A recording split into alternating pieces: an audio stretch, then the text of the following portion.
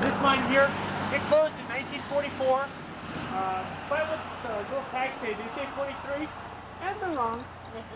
The rest of the mines here in Bisbee, the rest of our underground, they closed in 1975, and the large open pit, they closed in 1974. Well guys, it's time to turn your lights on now.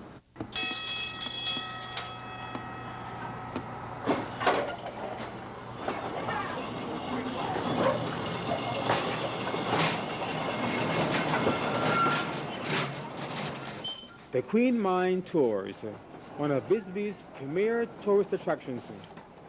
Ever wondered how this all got started?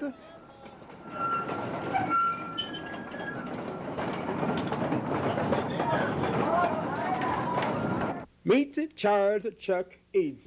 Okay, I think the biggest question is why we started the mine tour and how it got started. And when I went in as mayor in '75, then after that, shortly about a year, the PD closed. And this is when the idea of the mine tour came about. Because everybody we talked to that came into town, their interest was, we'd like to go underground and see what it was like. And prior to this, of course, they never allowed anybody to go underground as visitors or anything else. So I went to Hank Clark, who was general manager, Phillips Dodge, and broached the idea to him. And he was agreeable with it, but by the same token, there was a lot of hassle that had to be taken care of with PD. And so we worked on that for a month or two, then decided that we needed to find a place to use as a mine tour. We tried the Higgins, and that was too hard and inaccessible, so we settled on the Queen Mine here. At the time we took it, as the city started to participate in it, it was a helmet crew training tunnel. What they did, they went back in there and they built fires and then trained the helmet crews to put the fires out and seal off the drift. So that's how it started, and we went into it, cleaned it out. Took us a year working privately with just volunteers. A year later, we received a grant of some $800 and some odd thousand from the federal government, and then we were able to hire help to proceed with it as the way it is now. The money that the government gave us was used to redo a portion of the building here and to buy equipment to mine with, because we needed mucking machines, we needed timber. The Phillips Dodge Corporation donated approximately $168,000, and that was in the form of timber, track spikes, fish plates, everything that it takes to mine underground. And they donated that to us. At one point, when we were still in the stages of building, we had a visitor. And the visitor came and wanted to go in, was an elderly man with a cane. The people that were with him said, well, we don't feel that you can make it. We said, yes, we'll make it work. And we took him in on a man car.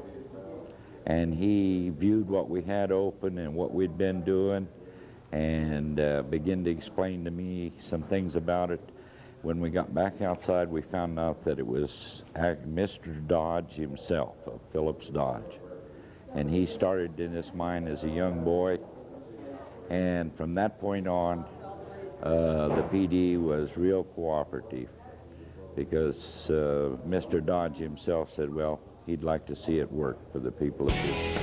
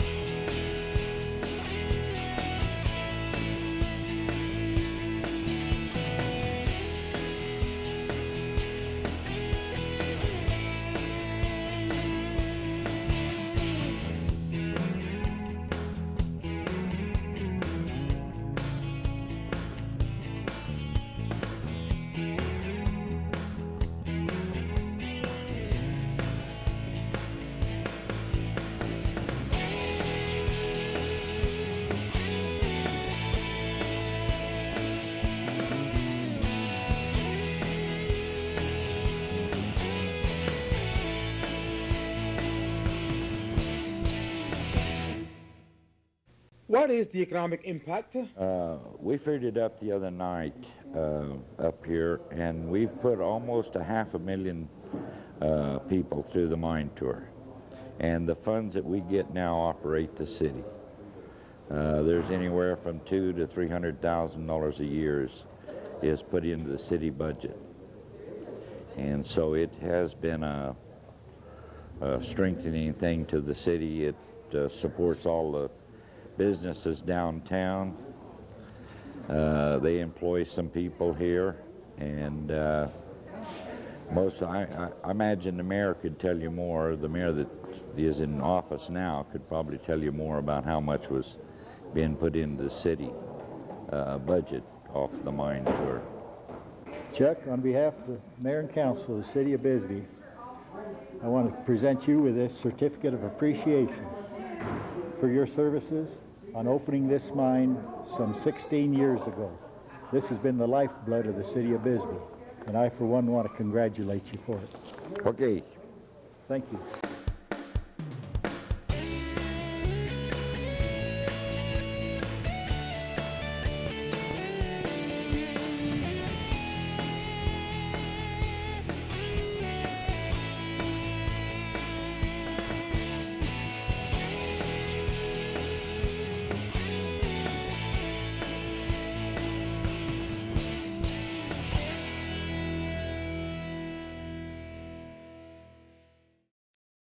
This particular mountain called Bucky O'Neill Hill, this particular mountain has about 200 miles of tunnels in it. And a lot of them are accessible, a lot of them aren't accessible. So it's just up to the city as to how much they want to expand the tour. It has never been expanded any since the day I opened it. And we opened in '76. We worked it and put tours through, and then it was opened officially in '78. So since '78 till now, like I say, there's been 500,000 people go through.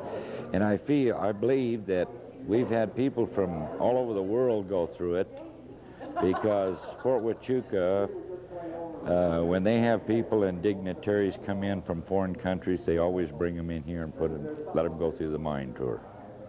So we've had a little bit of everybody go through it.